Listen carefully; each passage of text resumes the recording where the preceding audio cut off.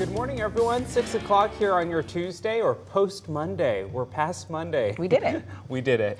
Welcome to the show. I'm Tim Pham. And I'm Channing Curtis. Let's get you right over to the Weather Center with meteorologist Thomas Patrick on this Tuesday to find out what the weather has in store for us. Because yesterday, man, in the morning hours, it was really chilly, Thomas. Yeah, past the coldest point of the week. And thankfully, that was just right at the start of the week on Monday morning. We had 30s and 20s for low temperatures. This time around, it is moderated a bit. I will say this, though. You see Deer Park at 30 degrees and Sandpoint at 32, and you're thinking, here we go again, another freeze and frosty morning out there. That is actually warmer than it was yesterday. And since the growing season is done, there are no freeze warnings anymore for the inland Northwest. So we won't be seeing that type of alert up to our north.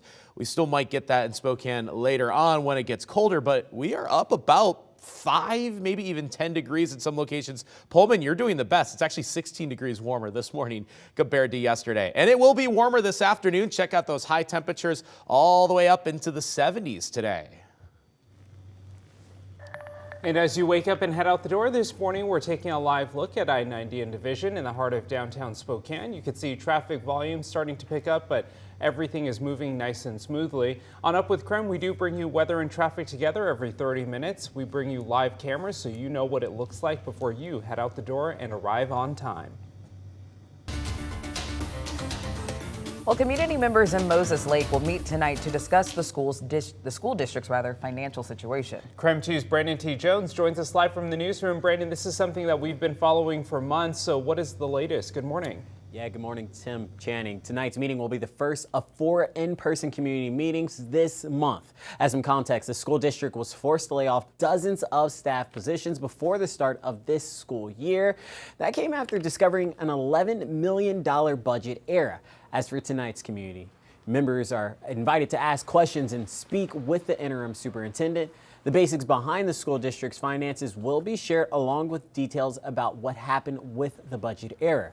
Another topic that may be discussed, the school district's current bus driver shortage. In a recent post, the district said they may need to temporarily cancel bus routes, saying it will need to assess this transportation situation each morning and will let parents know by 5:30 each morning if their student's route is canceled for the day. Well, we have found out this morning the district did have to cancel 2 routes.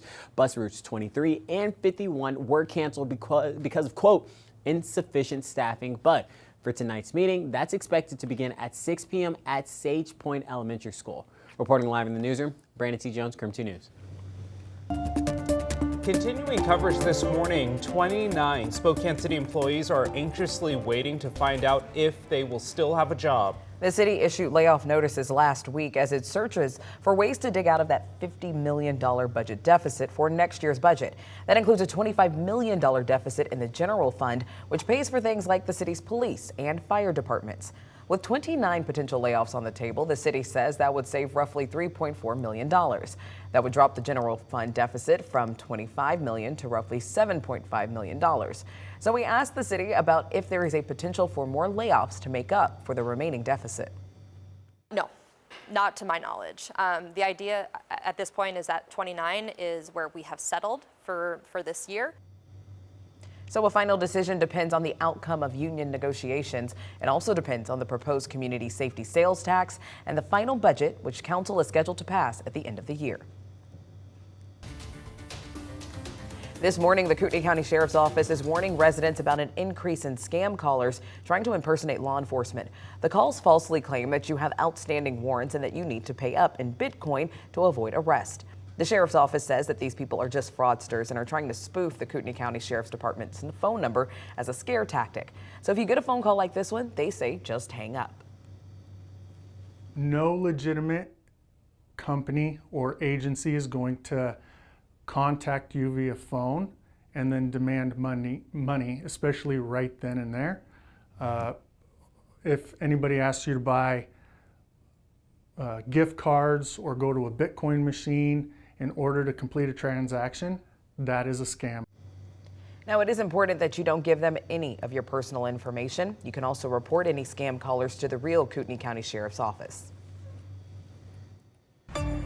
It is 6:05, another check of our weather forecast, which is promising to be decently warm for today. I know that yesterday we had the sunshine and it felt nicer. Well, the high temperature yesterday was just 63 or 64 degrees. I have to double check, but mid-60s either way, but the sunshine felt nice. Today's going to be about 10 degrees warmer, nothing but a bit of light cloud cover, high-level cloud cover just drifting in overhead. So we have another mostly sunny day ahead of us. There you go, 74 for the high today, but it does start to get a bit breezy for tonight. We'll be focusing on any days or time periods where we will get some windier weather across the inland northwest, but more often than not, early October is promising to be pretty warm, and 70s are going to be pretty common through the first half of the month. So we'll detail that long-term outlook and just why the West Coast is going to be as warm as it will be to start out the month.